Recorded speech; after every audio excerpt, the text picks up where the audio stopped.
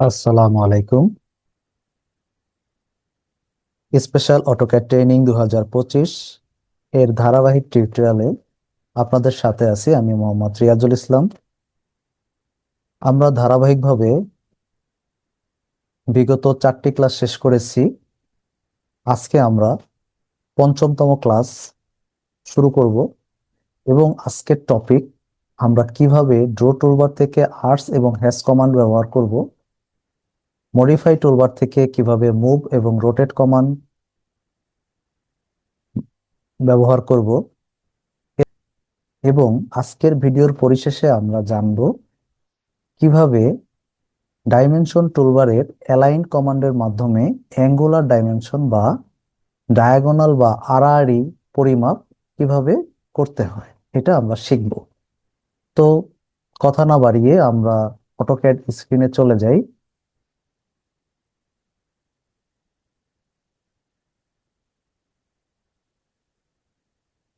আমি আগেই কিছু অবজেক্ট ড্র করে রেখেছি। আমরা এই অবজেক্টগুলোই শিখব।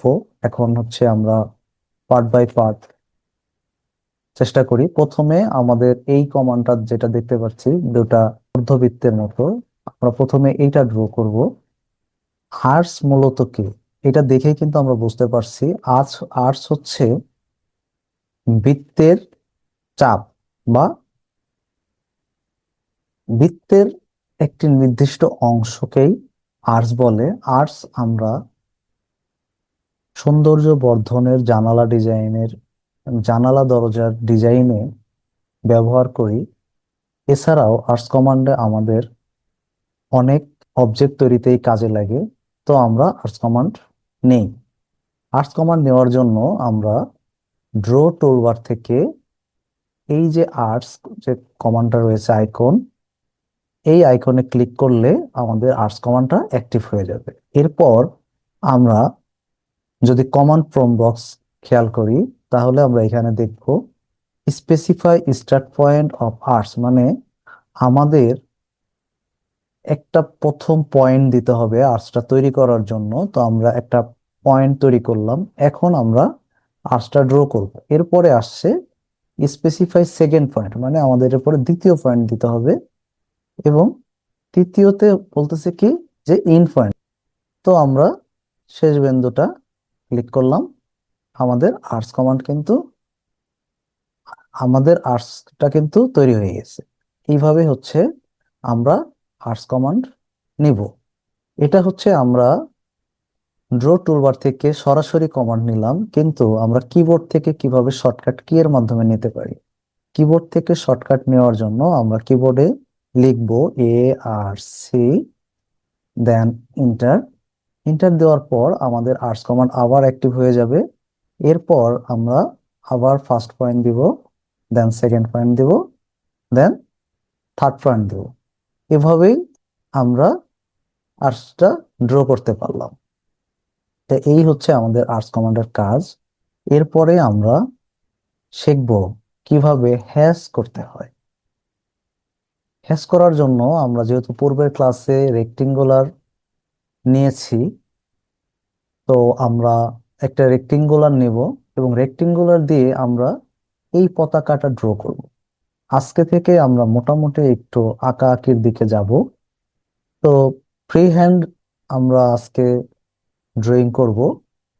তো প্রথমে আমরা একটা রেক্টেঙ্গুলার নিয়ে নিই। রেক্টেঙ্গুলার কমান্ড থেকে রেক্টেঙ্গুলার নিলাম। আচ্ছা, এরপরে যেহেতু পতাকা ড্র করব, পতাকা ড্র করার জন্য আমাদের লাগবে হচ্ছে একটা সার্কেল। এরপর আমরা সার্কেল কমান্ড থেকে একটা সার্কেল নিয়ে নিই। দেন আমরা পরিমাপ মতো একটা সার্কেল দিয়ে দিলাম।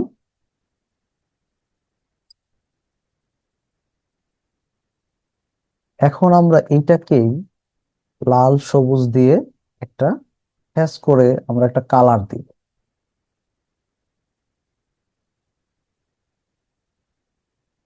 কালার দেওয়ার জন্য আমরা হ্যাশ কমান্ডে ক্লিক করি। ড্র টুলবারের এই যে নিচের দিকে যে অপশনটা দেখছি, এটাই হচ্ছে হ্যাশ কমান্ড। তো এইটা ক্লিক করার পরে আমাদের এই যে হ্যাশ কমান্ডটা কিন্তু অ্যাক্টিভ হয়ে গেল। এখন টোটাল উপরের যে বারটা আছে আমার, টোটাল বারটাই কিন্তু এখন হ্যাশ সম্বলিত বার। প্রথমে কি লেখা আছে, পিক পয়েন্ট, এরপরে সিলেক্ট, দেন হচ্ছে এখানে কিছু প্যাটার্ন আছে। আমরা যদি এখানে আর একটু এক্সপ্যান্ড করি তাহলে আমরা আরো বেশ কিছু প্যাটার্ন এখানে দেখতে পাবো, আমরা এই প্যাটার্ন গুলাও নিতে পারি। দেন এরপরে আমরা এটা সলিড, আমরা সলিড নিয়ে কাজ করব। আচ্ছা, তারপরে এখানে আরো কিছু প্যাটার্ন নেওয়ার জন্য অপশন আছে, যে আমি কি ধরনের প্যাটার্ন নেই, এখানে প্যাটার্নের নাম আছে, আমি এখান থেকেও দিতে পারি। এরপরের অপশনটা হচ্ছে প্যাটার্নের কালার। আমি এখানে কি কালার ইউজ করবো, আমরা নর্মালি বাইলেয়ার রেখে কাজ করব, কিন্তু আমাদের প্রয়োজনে আমরা এখান থেকে কালারও সিলেক্ট করে নিতে পারি। এরপরে কি আছে, এরপরে হচ্ছে এটা ফিল কালার। মানে আমরা যদি প্যাটার্ন ইউজ করি তাহলে আমাদের দুইটা কালারের প্রয়োজন হবে, একটা হচ্ছে আমাদের ব্যাকগ্রাউন্ড কালার আর একটা হচ্ছে আমাদের প্যাটার্নের কালার। তো আমরা যদি ব্যাকগ্রাউন্ড কালার দিতে চাই তাহলে আমরা এই ফিল কালারটা দিব। এরপরে আছে কি হ্যাশ ট্রান্সপারেন্সি, মানে এখানে আমরা কি পরিমাণ থিকনেস দিতে চাই সেটাই এটা। এরপরে আছে অ্যাঙ্গেল, আমরা যে হ্যাশটা দিব সেটা আমরা কত ডিগ্রি অ্যাঙ্গেলে দিব সেটা এখানে উল্লেখ করে দিব। এরপর এখানে আছে একটা স্কেল, যে আমাদের হ্যাশের স্কেলটা কত হবে। এরপরে হচ্ছে অরিজিন, অ্যাসোসিয়েট, এটা খুব বেশি কাজ নেই। এরপর হচ্ছে ম্যাচ প্রপার্টিজ, আমরা যদি নির্দিষ্ট কোনো হ্যাশকে ম্যাচ করতে চাই তাহলে আমরা এই ম্যাচ প্রপার্টিজ ইউজ করব, এবং ক্লোজ এর মাধ্যমে আমরা হচ্ছে হ্যাশটা ক্লোজ করে দিতে পারি।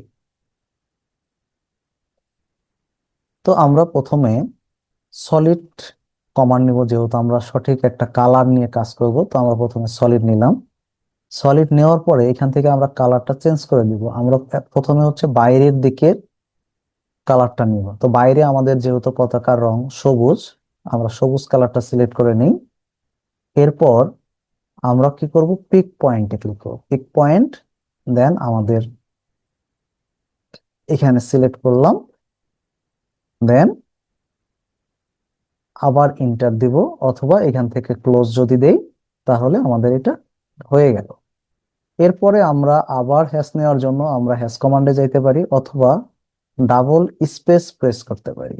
তো আমরা স্পেস দিলাম, স্পেস দেওয়ার পরে আমার কিন্তু কমান্ড অ্যাক্টিভ হয়ে গেছে, হ্যাশ কমান্ড।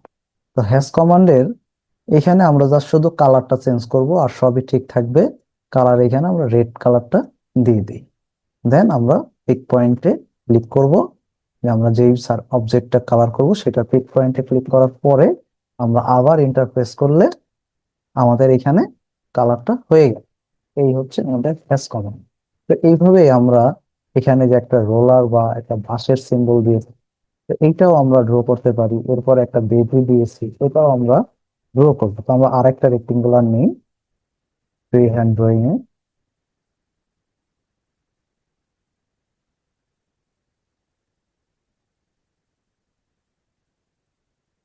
এই রেক্টেঙ্গুলারটা আমরা সলিড কালার নিব না, এইটা আমরা প্যাটার্ন নিব। তাহলে আমরা প্যাটার্ন নেওয়ার জন্য কি করব, আবার হ্যাশ কমান্ড নিব। তো হ্যাশ কমান্ডের আরেকটা শর্টকাট আমরা শিখে নিই। হ্যাশ কমান্ডে আমরা দুটাই জানলাম, একটা হলো কমান্ড বার থেকে নিলাম, আর একটা হচ্ছে এই কমান্ডটা চালু থাকা অবস্থায় আমরা যদি ডাবল স্পেস প্রেস করি তাহলে আমার এই কমান্ডটা অ্যাক্টিভ হয়ে যাবে। এবং আমরা যদি কিবোর্ড থেকে নিতে চাই তাহলে আমরা যদি এইচ এন্টার দেই তাহলে কিন্তু আমাদের হ্যাশ কমান্ডটা অ্যাক্টিভ হয়ে যাবে। তো এখন আমরা হচ্ছে প্যাটার্ন, প্যাটার্ন নেওয়ার জন্য আমরা এই তৃতীয় নম্বর যে প্যাটার্নটা আছে এই প্যাটার্নটা আমরা সিলেক্ট করি। সিলেক্ট করার পর এটাকে আমরা কালারটা চেঞ্জ করে দিই, কালারটা এখান থেকে আমরা হলুদ দিই। এরপরে আমরা ফিলে কালার দিতে পারি, হলুদের মাঝে এই কালারটা দিতে পারি, বা কাছাকাছি হইলেও যাতে আমাদের একটা প্যাটার্ন বোঝা যায়। এরপরে আমরা এখান থেকে স্কেলটা শুধু উল্লেখ করে দেবো, এখানে স্কেলটা আমরা আপাতত 20 দিয়ে দিই। দেওয়ার পরে আমরা এবার হচ্ছে ক্লিক পয়েন্টে ক্লিক করি, তাহলে কিন্তু আমাদের এটা হয়ে গেছে। এখন আমরা এখান থেকে ক্লোজ দিলেও হবে, অথবা আমরা যদি আবার ইন্টারফেস করি তাহলে কিন্তু এটা আমার হয়ে গেছে প্যাটার্ন। এখানে দুইটা, প্রথমে হলুদ এবং ব্যাকগ্রাউন্ডে অন্য একটা কালার শো করতেছে। তো এইভাবে আমরা প্যাটার্ন দিয়েও কাজ করতে পারি। এরপরে আমরা বেদিকা ড্র করি, আর ইসি রেক্টেঙ্গুলার কমান্ড আবার নিলাম। দেন এইখানে আমরা সলিড আরেকটা কালার নিব, আমরা হ্যাজ নিলাম। দেন আমার কিন্তু আগের অবজেক্টটাই আছে। তো এখান থেকে আমরা আবার অবজেক্টটা চেঞ্জ করে সলিড নিব, সলিড নেওয়ার পর এখান থেকে আমরা কালার চেঞ্জ করে দিই। এখানে আমরা একটা অ্যাশ কালার বা সিমেন্ট কালার দিয়ে দিলাম। সিমেন্ট কালার দেওয়ার পর আমরা এখানে পিক পয়েন্ট ক্লিক করব, পিক পয়েন্ট থেকে এন্টার দিব, তাহলে কিন্তু আমাদের সেম এরকম একটা পতাকা ড্র হয়ে গেল। তো এইভাবে হচ্ছে আমরা এস কমান্ড দিয়ে বিভিন্ন জিনিস কালার করতে পারি, প্যাটার্ন ইউজ করতে পারি। তো এইভাবেই করব। কালার নিয়ে আমাদের আরো একটা ক্লাস হবে, সেটা আমরা পরবর্তী ক্লাসে আলোচনা করব। এরপরে আমরা চলে যাই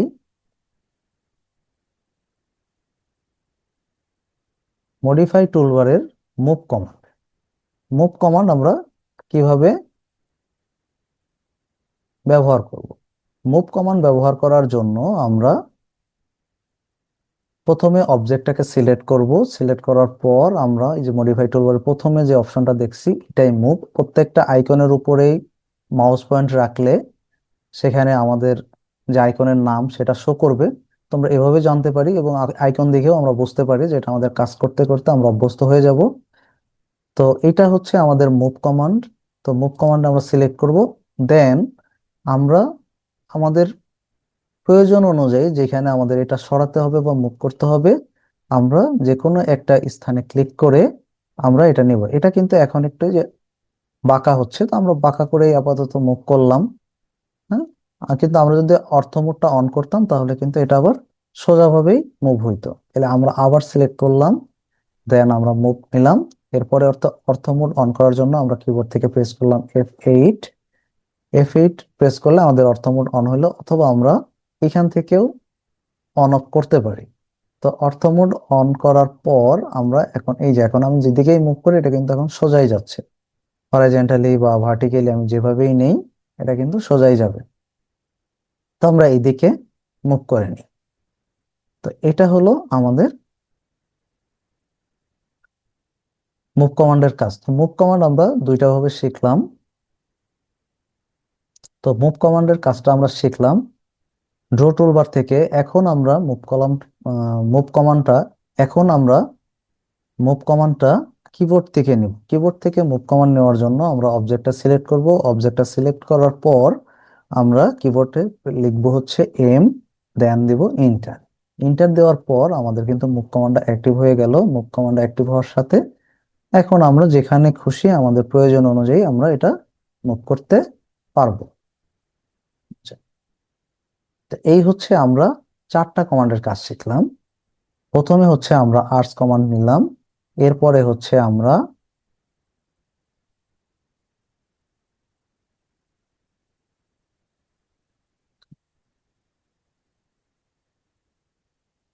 আচ্ছা, এটা হচ্ছে আমরা মুভ কমান্ডের কাজ শিখলাম। এরপরে আমরা রোটেট কমান্ড শিখবো।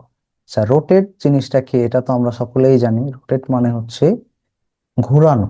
তো আমরা হচ্ছে এই পতাকাটা আমরা কিভাবে ঘোরাইতে পারি, সেক্ষেত্রে আমরা পতাকাটাকে সিলেক্ট করলাম। সিলেক্ট করার পর যে মুভ কমান্ডের পরেই আমরা যে কমান্ডটা দেখতে পাচ্ছি এটাই হচ্ছে আমাদের রোটেট কমান্ড। রোটেট কমান্ডে আমরা ক্লিক করব। দেন আমরা যে কোনো একটা পয়েন্ট ক্লিক করে আমরা কিন্তু এটাকে ঘোরাতে পারি। যেহেতু আমাদের আর্থ মোড অন আছে সেহেতু এটা কিন্তু একটা নির্দিষ্ট হরাইজন্টালি বা ভার্টিক্যালি রোটেট হচ্ছে। আমরা অ্যাঙ্গুলার রাখতে চাই, এই জন্য আমরা আর্থ মোডটা অফ করে নিলাম। অফ করার পরে এখন কিন্তু আমরা আমাদের যেই দিকে প্রয়োজন আমরা কিন্তু সেই দিকেই রোটেট করতে পারবো।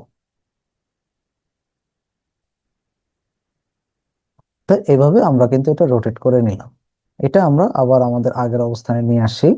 আচ্ছা, তো এইভাবে হচ্ছে রোটেট কমান্ড থেকেও আমরা কাজ করতে পারি। এরপরে আমরা কিবোর্ড থেকে কিভাবে রোটেট কমান্ড নিব।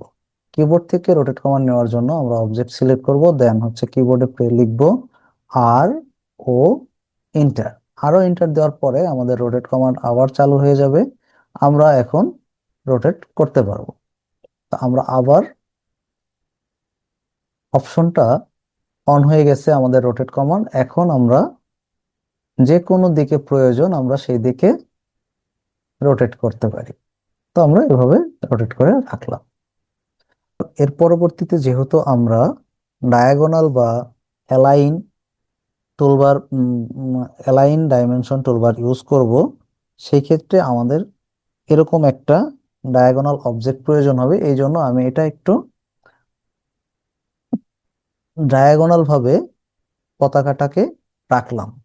আচ্ছা, তো আমরা অ্যালাইন টুলবার বা ডায়াগোনাল পরিমাপের জন্য আমরা ডাইমেনশন টুলবার থেকে এই যে অ্যালাইন টুলবারটা রয়েছে, এই অ্যালাইন টুলের মাধ্যমে বা অ্যালাইন কমান্ডের মাধ্যমে আমরা ডায়াগোনাল পরিমাপ করতে পারি। তো অ্যালাইন কমান্ডটা আমরা সিলেক্ট করলাম, দেন আমাদের যতটুকু মাপ প্রয়োজন আমরা সেই পয়েন্টগুলো সিলেক্ট করলেই আমরা কিন্তু ডায়াগোনাল মাপ নিতে পারি।